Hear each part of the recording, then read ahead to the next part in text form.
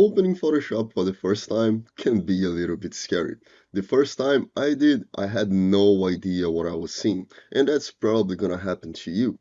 So in this video, I'm gonna simplify everything for you, and I'm gonna explain everything you're seeing, and a little bit of tweaks, things you can do to make your life easier while working in Photoshop.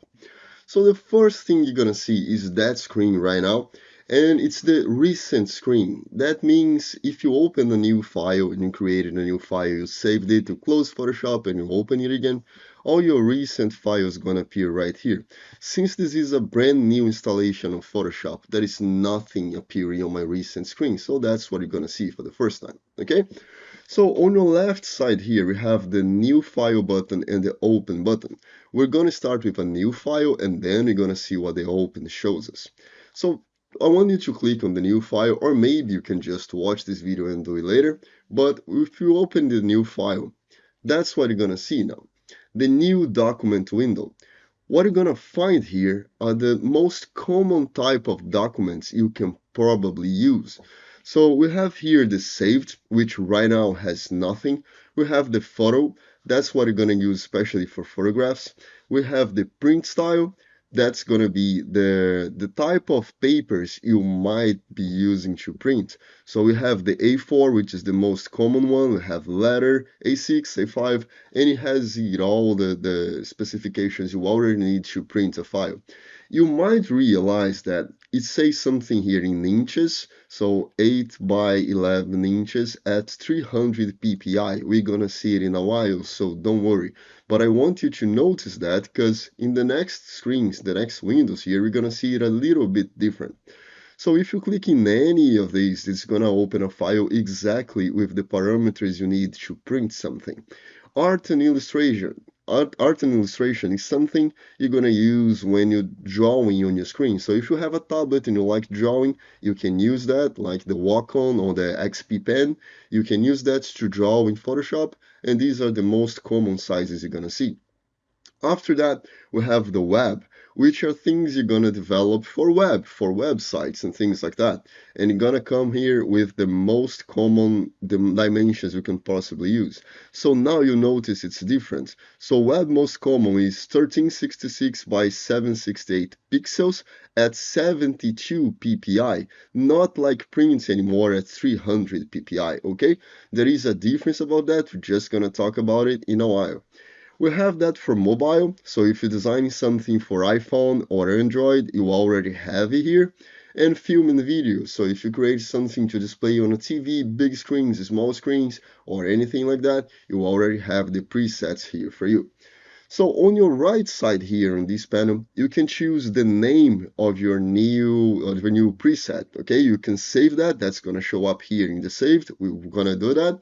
So you can name it anything you want. So that's going to be just my test.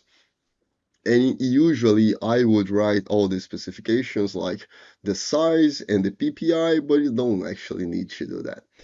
We have here the width, which is going to be how wide your document is going to be. We have the height, how high it's going to be, the orientation. So right now we have it on landscape mode, but you can click here and it's going to swap these two values. So instead of having it on landscape, you're going to have it in portrait mode. And here we have the choice. We can choose between pixels, inches, centimeters, and so on. Most of the time, you're going to use these three, okay? Pixels, inches, and centimeters. Mostly I use pixels and centimeters because they are the most common measure units for me. Besides that, we have the artboards panel. I'm not going to talk about it right now, we're going to see it still in this video, but I just want to mention that because that makes a little bit of a difference the way you edit in your file. We have the resolution. Resolution pretty much means how clear is going to be the image, how detailed it's going to be. 72 is the default value. That means most screens are going to have a resolution of 72 pixels per inch. So in 1 inch, you're going to have 72 little squares with colors. These are your pixels. We can change that for pixels for centimeters, but there is absolutely no reason for that. Now, a few things you gotta take note, you're probably gonna need it. Resolutions, the most common ones are 72. Then we have 96, that is also for screen. We have 144, that is also for screen, usually for iPhone, iPads, or Mac. And then we're gonna have the 300, which is used for printing, okay? So keep these values in mind because you're probably gonna need it. Color mode. We have a few of them. Bitmap you're probably never gonna use. Grayscale is gonna create your files all in grayscale. There will be no colors. RGB colors are the most common one for web. It's gonna give you the colors you can use for web. That means these colors can have more saturation. They're gonna be more vivid. While CMYK, that's gonna be for printing. So if you design something for print, you should choose CMYK most of the time. I always choose RGB even for printing because when you edit in the document after that you can check if the color is going to be the same on the paper or on your screen, and we're going to see it throughout the videos in this channel. And you probably never going to have to use lab color. 8-bit, 16-bit, and 32-bit. Usually it's gonna be 8-bit. I never had to use 16 or 32 in 15 years. I'm a professional graphic designer. Background contents. You can choose how your background is gonna be as soon as you start your project. White, black, the background color you have selected on the document. Transparent or custom. Well, white all the way. That's also another thing that I've never had to choose. And in advanced options, we have the color profile and the pixel aspect ratios. We're never gonna mess with that because that's gonna make everything a lot more complicated for absolutely no reason. This is another thing that I absolutely never had to change in my life. And I designed hundreds of thousands of things. And I've been doing it for a really long time, never had to change that, and never had a single problem. Okay? So I said we would save this, so I'm gonna click this button here, and with this button you can literally choose save preset. So I'm just gonna type my name, Mauricio example. I'm gonna add that as let's say 400 width by 500 height. I'm gonna get the resolution of 72, and then I'm gonna click save preset. And now our saved gonna have my presets here. Remember I told you that we would not have to put here the width and height in the name and the PPI in the name. That's because it's gonna show up here, okay? And if you don't like it anymore, you can just click on this little bin button and it's gonna delete your preset and you're not gonna have to use it again, okay? So let's start with just the most simple one, 1920 by 180 at 72 ppi. And after that, you just have to click create and it's gonna open Photoshop, and that's the first thing you're gonna see when you have a new document, okay? So let's go for a few things that you gotta know. Up here we have the menus. That's the menu bar. You're gonna have a lot of options in this part, okay? And you're gonna go through a lot of them, not all of them, because you don't need them. And most of the things here they exist since Photoshop was launched. And there are a lot of new tools that do the exactly same thing in better way. So we're not gonna go through all of that, but you're gonna see a lot of these things. And just down here we have the option bar.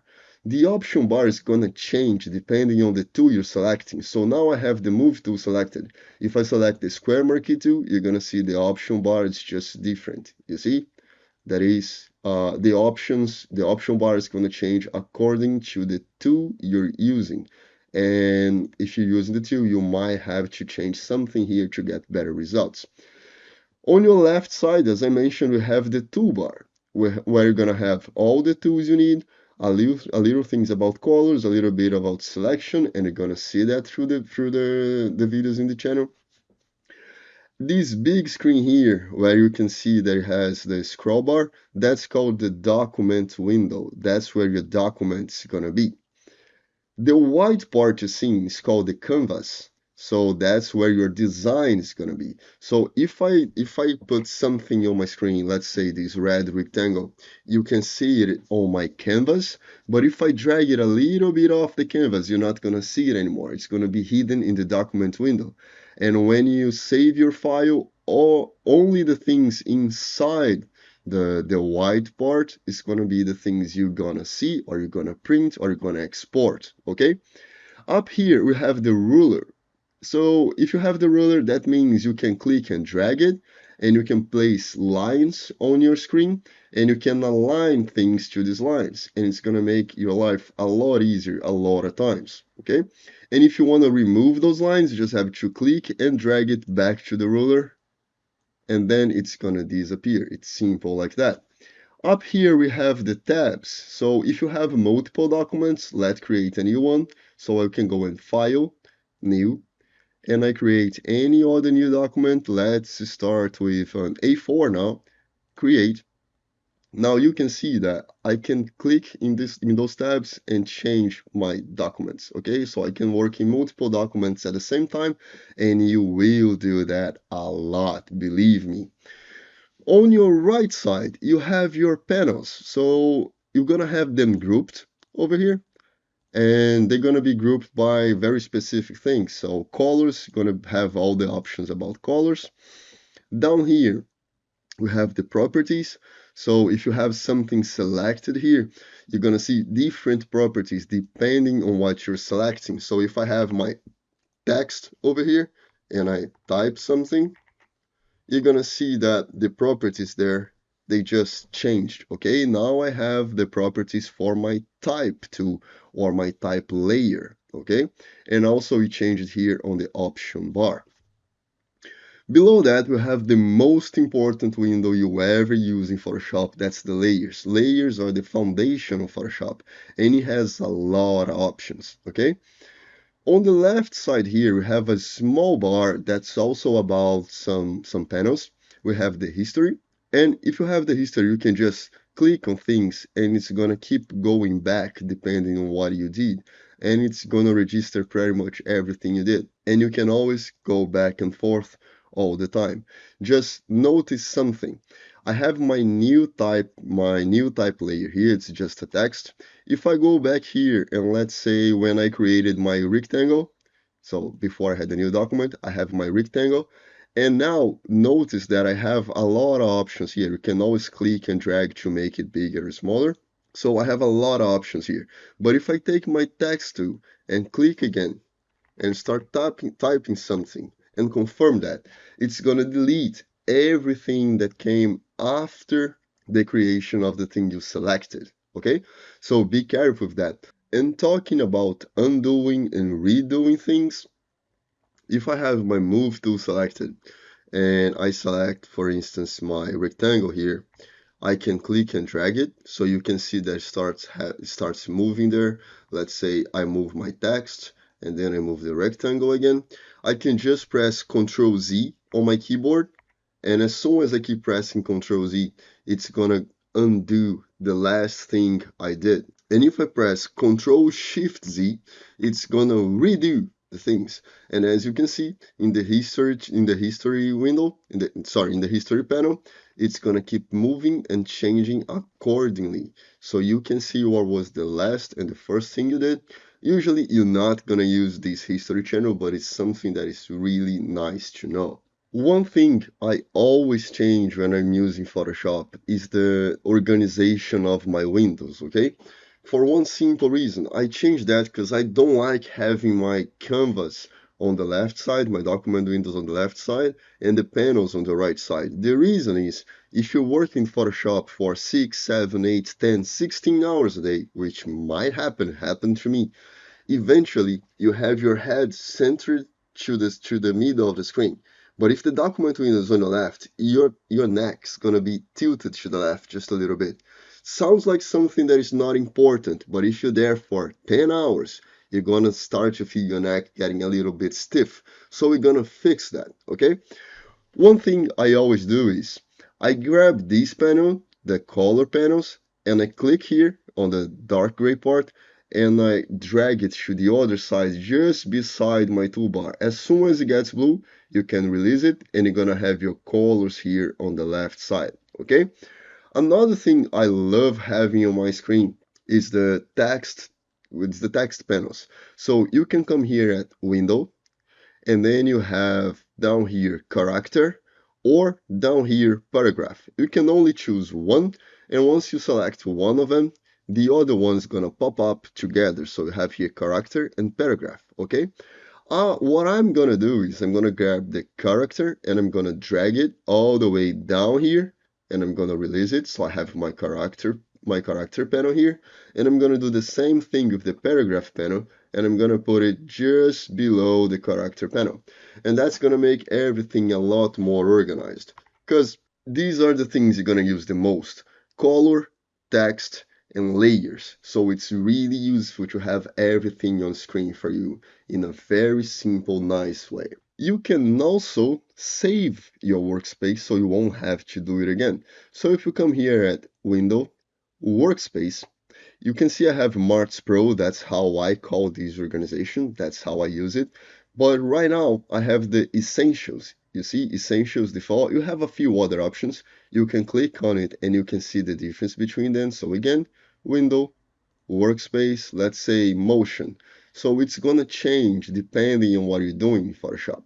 But let's say you made some change and you don't like it or you don't know how to undo it, you can always select the essentials. So window, workspace, you have the essentials here, and you can click on reset essentials and it's gonna make it the default again. So it's just gonna go back to the other part, okay?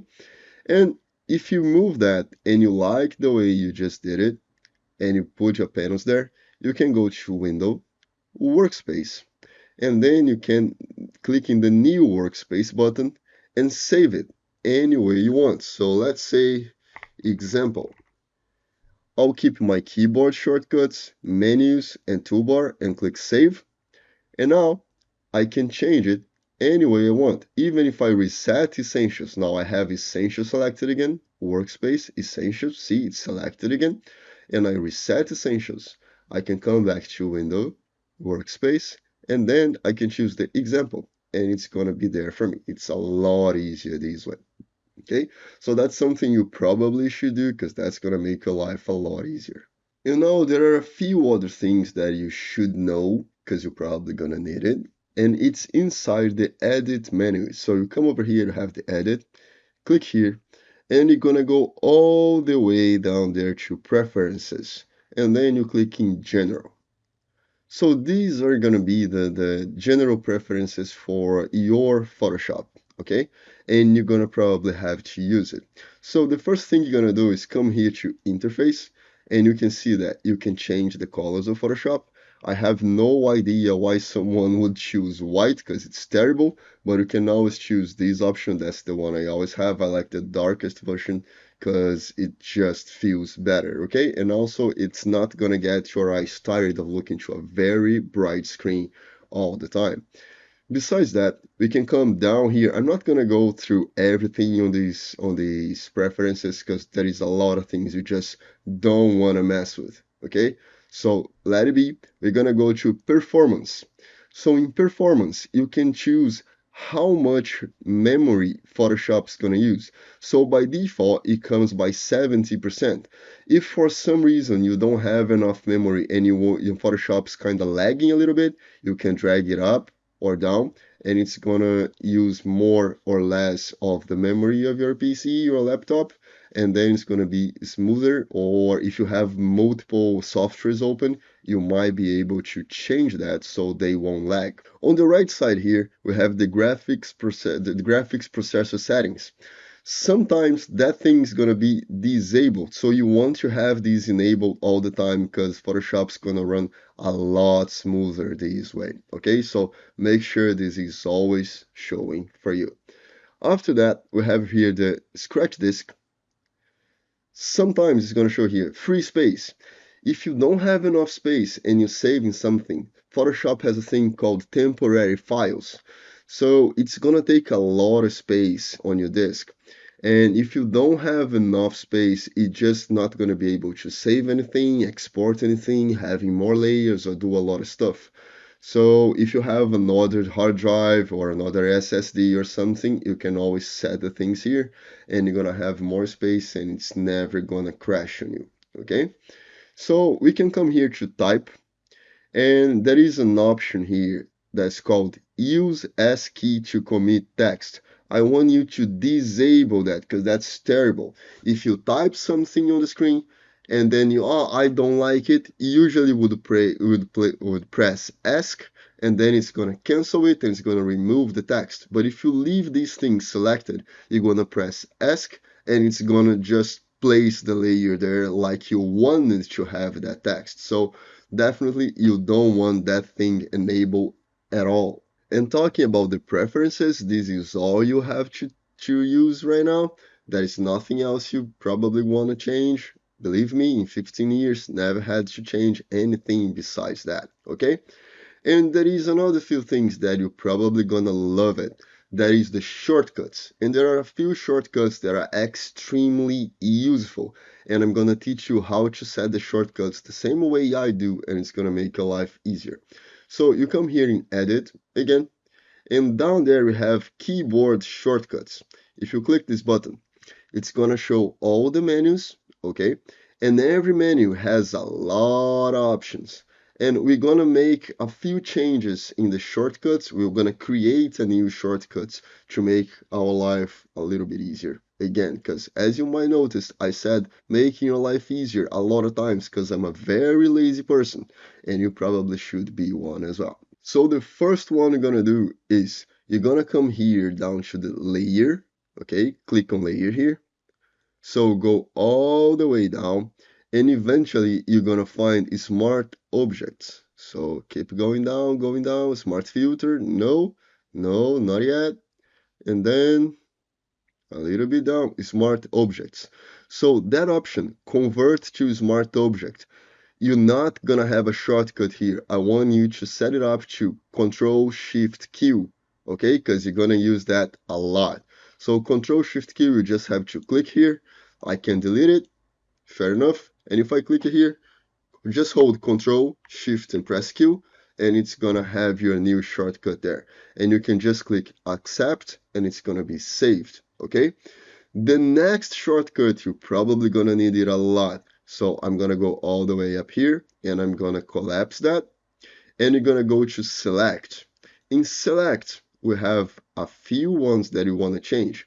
So here in modify, you see the expand and contract. By default, it doesn't have a shortcut, but you wanna have a shortcut. So what I use is Control Shift equals or Shift Control minus. So expand is Control Shift equals or Control Shift plus, that's up to you. And contract, I want you to set it up to Control Shift minus, okay? Because you're gonna use that a lot as well, especially when we're talking about selections and layers. So this is one that you definitely need. So after setting that up, click on accept again, come up here, collapse the select, and now we're gonna know for the last one you wanna see, which is the view. Click here in view, and you're gonna go all the way down there until you find new guide layout. So keep going down, keep going down. Guides, see here, guides with the greater than sign. You have the new guide layout. By default, it also doesn't have a shortcut. And I want you to click here, like the same way, click here, and you're gonna hold Control, Shift, Alt, and press the Q on your keyboard. And then you're gonna have your new shortcut set up. You click on Accept, and then these are the main shortcuts you're gonna use as long as you're using Photoshop. Okay? So there are just two more things for this video that you definitely should know, or else you're gonna run into something and you're gonna be desperate because everything is just gonna disappear off your screen and you have no idea what you did, okay? So if I press Tab on my keyboard, it's gonna collapse everything but the canvas.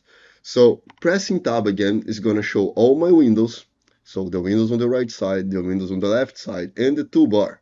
So if I press Tab, it's just gonna disappear.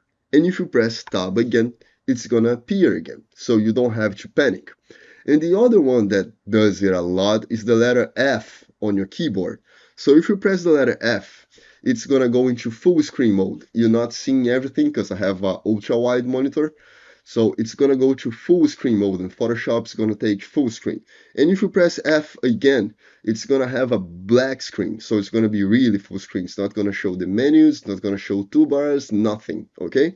And if you press F again, it goes back to the settings you had before. So with these things, if that happens to you, you just have to know that you're just gonna have to press one or the other, and eventually it's gonna fix it for you. Now let's say you love this beautiful design and you want to save it. You come here at File, and then you have the option Save right here. And you have the shortcut Control S or Control Shift S, okay? So you can click on this button, or I'm just gonna go Control S, and it's gonna open the thing for me, okay? This is the save as screen, and then you can just name your file here and make sure you have type Photoshop saved over here, okay? So that's name, type, get Photoshop type. We have another different times here. We have the large document format with PS big. We have Photoshop PDF and we have TIFF. Make sure you have Photoshop here so it can save all the layers for you. And then you can just go there. Let me copy that real quick. And you can just click save. Keep it marked, maximize compatibility, click OK, and then your file is saved now. So if I come here and close my file, now my recent document screen gonna have my recent file, and you can just click there and open it. The other way of opening it, if you close it, you can come here at File, and then you have open recent, and you have test. That's the last one I did. So if you click here, it's gonna open it again for you. Let's say you don't want to see your recent files anymore for any reason. You can just come here in edit again, in file, and then you come to open recent, and down here you have clear recent file list. If you click this button, everything here is gonna absolutely disappear. I'm gonna click it so you can see it. Clear recent file list, clicked it, and done. Now you don't have anything anymore. If you come here to file, you're just gonna realize that in the open you don't have the open recent anymore, okay? So if you want to open a new file, you can just go to the folder the file is saved, which in this case is that one, and then you can just click and drag, which I don't really like it, or you just double click it and it's gonna open it again for you, okay? So for the first video, that's everything I wanna tell you, that's everything I wanna teach you. There is not a lot of practice in this video because I'm just introducing you to the interface, because you have to know how it works, and if you understand how it works, the next videos are gonna be so much easier. Okay, I hope you liked this video. I hope you enjoyed the channel. I have a lot more to teach you. We're gonna have a lot of exercises and everything. So if you like it, just smash the like button, subscribe to the channel, and then I see you in the next video. See ya!